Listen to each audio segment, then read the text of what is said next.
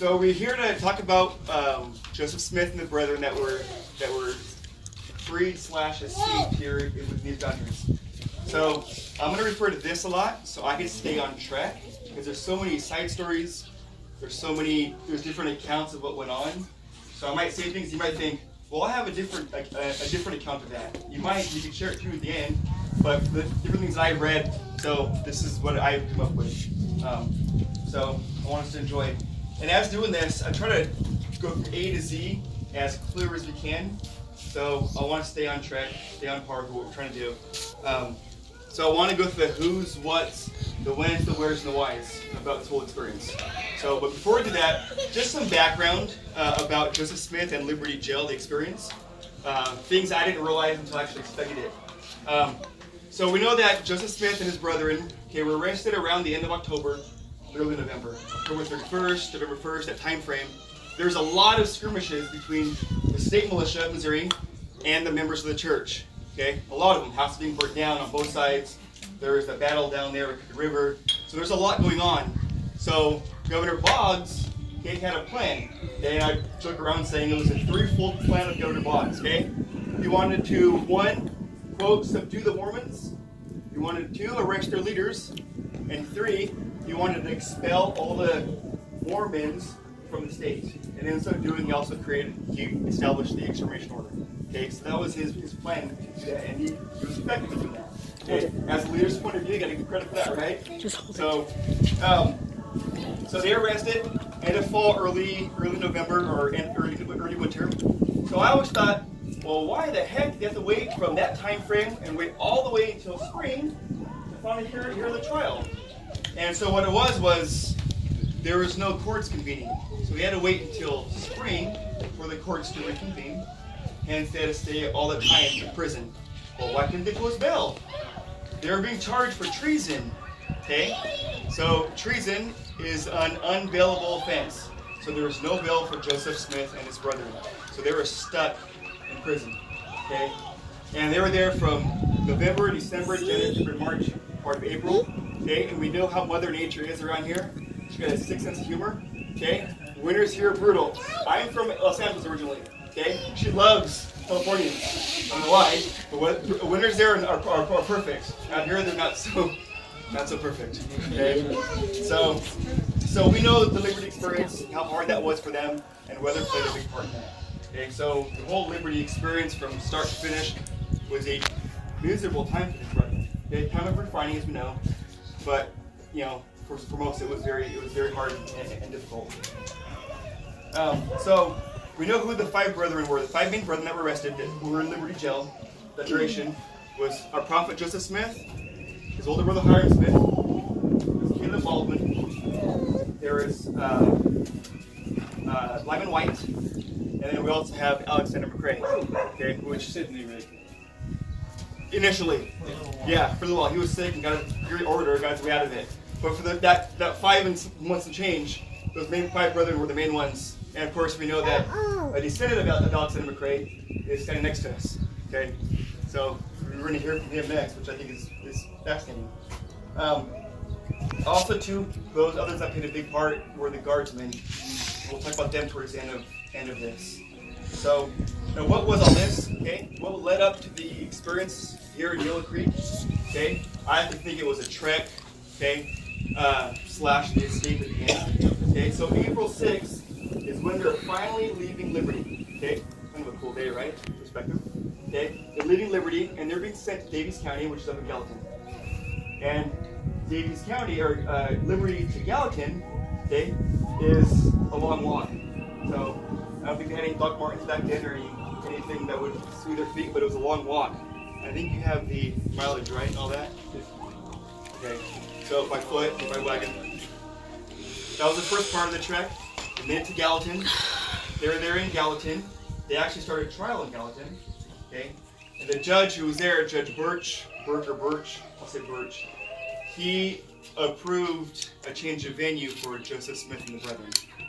So from Gallatin, they were being sent down to Boone County, which was, Columbia was the main venue for that. So again, quite the commute. Okay, so next time we're stuck in traffic, I want you to think of these guys, okay? Because it was a lot worse for them. So they left Gallatin April 12th, and they had a few different stops along the way. And so April 16th was the day that they actually escaped. Okay, was the day of the longest commute. They traveled almost 50 miles. That last leg coming to the Yellow Creek area. So that was a long, long journey. And some of the experiences that Hiram Smith talked about that travel from Gallatin to Yellow Creek. He said that the guards were very kind to them, okay, which was noted because previously they were mean to them, and it means an understatement. Okay, and they were also loosely guarded. Okay, here was public enemy number 1 in the state of Missouri, Joseph Smith. Public enemy number 2, 3, 4, 5. These were some wanted men, and they only had the guards. There's only 5 of them, five of the worst people in the state, and 5 guards to guard them. So it was a very loose patrol to guard these brethren going forth. Hiram also stated that they were loosely guarded. Okay. At one point, Lyman White became friends with one of the sheriffs of that group, and they were 5 miles ahead of the rest of the group, like hand in hand. They became decent friends, and I don't know how they measured 5 miles. I don't know how he got 5 miles ahead of everybody, but that's what the report says. He was 5 miles ahead. So it was somewhat casual, this experience of them traveling. I guess what I was reading, it's my experience. It wasn't as brutal as it was previously. So I guess that was a relief to them as well. Tender mercy. So part of that too, we know how the weather is here. Hiram also stated that when they were traveling, the weather was favorable. I had to think, maybe like now, like this. This is favorable. Okay? Tomorrow might not be. Okay? But today it is. Right now it is. So that was some of their experiences traveling from Gallatin down to Yellow Creek. Okay? And when this all happened, brothers and sisters, we know what happened today. Today marks the 180th anniversary of Joseph Smith escaping, and the brethren escaping from there. And it happened in this area here, which we'll get into that. So,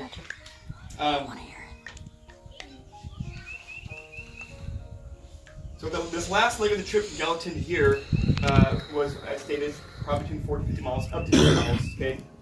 That area there. And so, the report says that traveling from that area down to here, they passed through Parsons Creek, which is in Elizabeth County. Okay, a lot of us are from the county. They passed through Locust Creek. Okay. Then they entered into Sheridan County, which they passed through Tuka Creek until they reached Yellow Creek. So they noted some of the different creeks they went through until they finally reached Yellow Creek.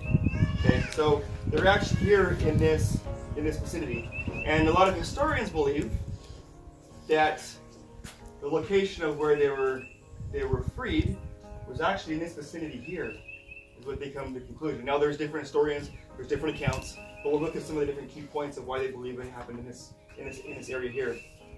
So you got to think. So the town of Rothville this area was established in the 1820s-ish.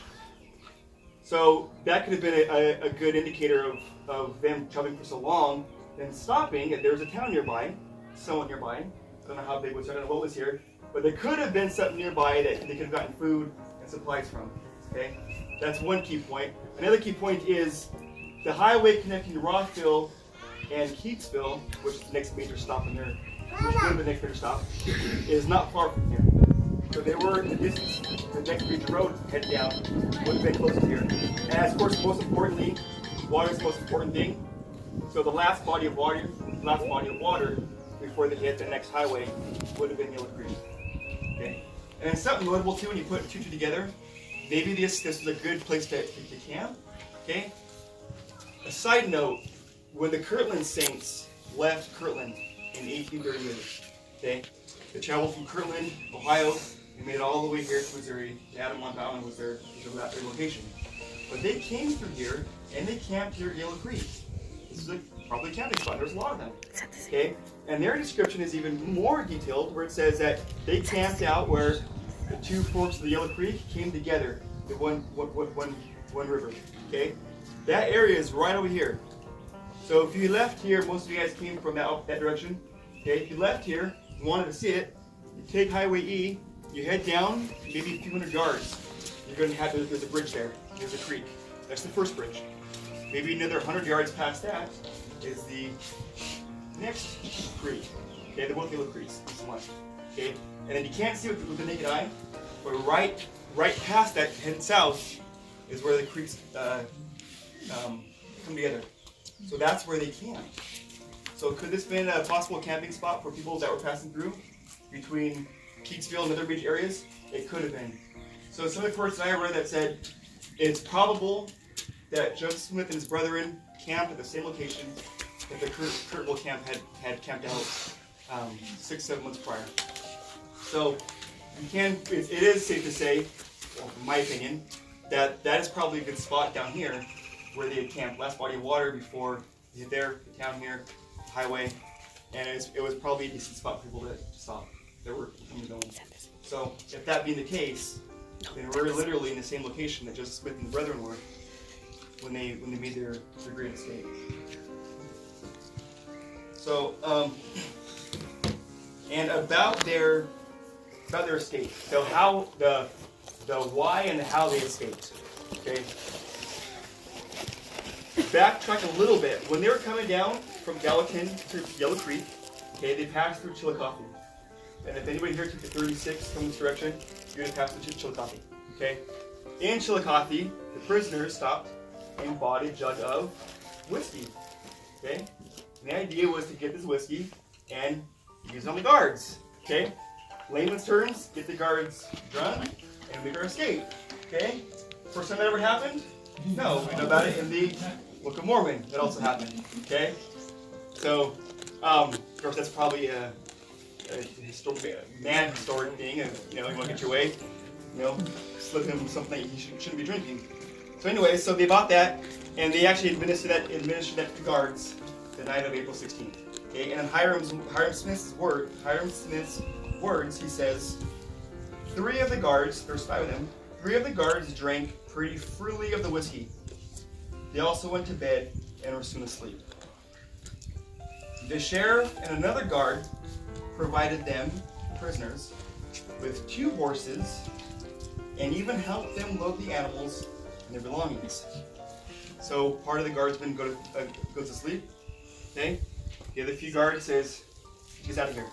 Load up the horses, or the belongings, for them to leave. And the sheriff would go on to tell them, quote, "I shall take a good drink of grog and go to bed, and you may do as you have a mind to do." Meaning, hey, I'm going to go to sleep now. When I wake up, you guys better not be here. Okay? You better be long gone. Okay?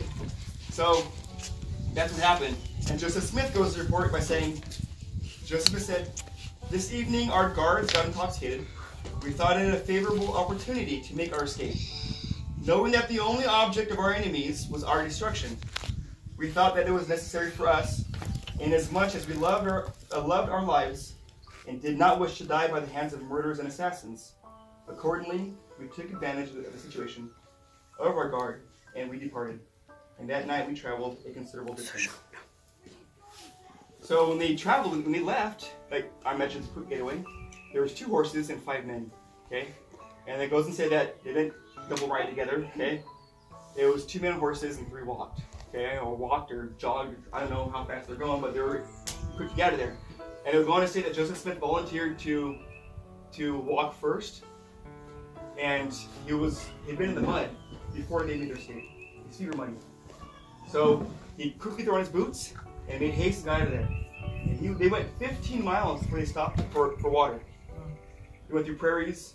They finally stopped. Joseph Smith took off his boots, and they're full of blood. Okay, and I think, why did he stop? Hey guys, we were out past a few miles. No one's come after us. We could stop and clean my feet off for a little bit.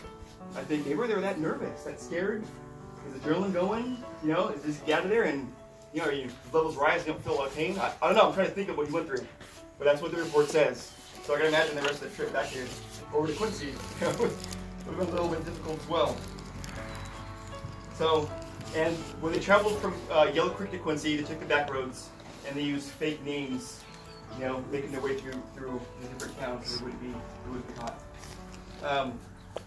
And a side note about one of the guardsmen that was there, that was in charge of this transport from Gallatin to Columbia, was when they got back to Gallatin, those mobs up there, they really hated our church.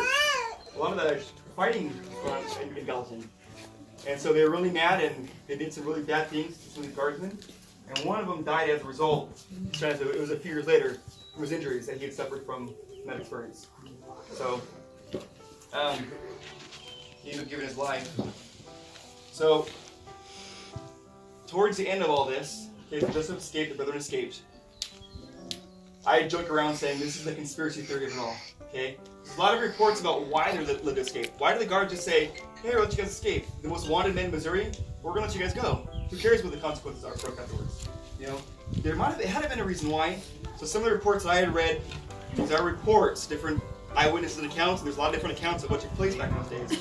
So I'll share with you some things that I come across. So then it started from the top, Governor Boggs.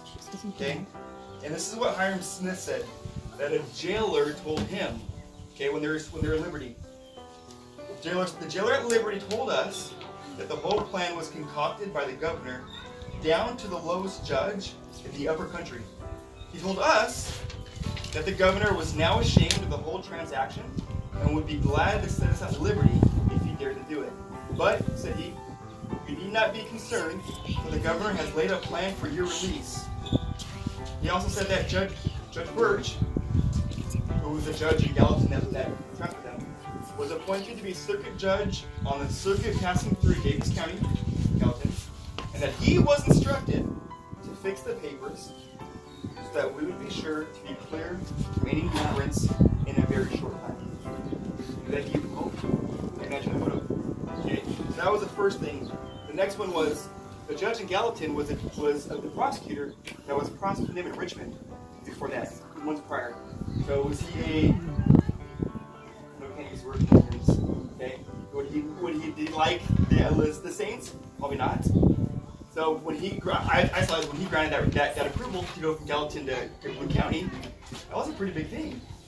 So and then that was that, and then he was given a very light guard duty. The guards are very casual in how they treat the prisoners. The guards freely partook of the alcohol, which would get them intoxicated. Probably would have been a good cover-up, good excuse afterwards, good alibi. Well, we were drunk and we didn't know, they just left. We couldn't find them. And then the guards actually helped them load their horses and gave them these horses to use. So too, the sheriff told the prisoners that the judge, Birch, had actually told him not to deliver the prisoners to Boone County. So he was giving orders to let them go at a certain point. So, and one last thing that was pretty interesting about that, those horses, okay, one of the guardsmen would track Joseph Smith down over in Nauvoo some years later and collect the rest of his funds in exchange for the horses. There's probably some people doing that, hey, we're giving you horses, we want you to pay for this stuff. So he actually go and collect in Nauvoo some years later for those horses. So, according to all this, the plan started at the top, the conspiracy theory, top, made its way down to the guards. So governor's plans at the end of the day worked. Do the Mormons, release the prisoners, get them out of the state. And then that's what his plan was carried through. In concluding, Joseph Smith said, I was in murderous hands as a prisoner about 6 months, but notwithstanding their determination to destroy me with the rest of my brethren who were with me, yet through the mercy of God, in answer to the prayers of the saints, I have been preserved and delivered out of their hands, and can again enjoy the society of my friends and brethren, whom I love, and to whom I feel united in bonds that are stronger than death, and now in a state where I believe the laws are respected, and the citizens are humane and charitable. Talking about Illinois. So I had to think, imagine if you were there. Imagine if you were one of the prisoners. I think you imagine that numerous times about Alexander McRae, what he went through and what they're feeling. If you were there, or even Joseph Smith, what do you think they felt the moment that they were freed or they made their escape? Anxious, scared, nervous, happy, relieved? I like to think they felt triumphant, like we made it, we endured, we got through this, and now we're out of the hands of our enemies. I guess that's how I might have felt. So that moment, for the rest of their lives, was a monumental moment that they were freed from the wolves worst experience of life. I think how I felt, but I think that happened here nearby. One of the most important times of their life. Triumphant times. I like to think the weather was the same as it is now, as it is today, 100 years later. I look at the trees, the grass, and see, I can think it's the exact same environment that Joseph Smith and his brethren were feeling when they left Yellow Creek and were out of the hands of their captors. And in life, brothers and sisters, we all have our own prisons that we're dealing with. We have vices, we have problems with employment, problems with family members, we have maybe bad health. We're all fighting some sort of battle. Okay? We endure, we hope that it's for a short season. We have long season in our eyes, where it says, our adversity is for a short season. We're persistent, we're patient, even long suffering. Then hopefully someday we can be free and be at liberty as the prophet was. And most importantly, that we can be refined and be better people. So I know these experiences have shaped my testimony, and know this is the Lord's church. And I'm grateful for the brethren that have gone before us and for their sacrifices, especially being in these areas, in this region of Missouri. So it's a great blessing for us. In the name of Jesus Christ, amen. I'm Elder Vernon Wilson. My third great grandfather was Alexander McCrae, who was in Liberty Jail with the Prophet Joseph Smith. We don't know for sure. Yeah, and my name is Sister Cheyenne Erickson, and I'm the sixth great granddaughter of Caitlin Baldwin, who is also in the Liberty Jail with Joseph Smith. And here we are in the middle of nowhere in Rothville. Yes, we are. Talking about these brethren. We happen to have two direct descendants from them. How rare is that? But nothing is a coincidence in the eyes of the Lord, right? That's true. So that's neat. So thanks, you guys. Okay, thank you.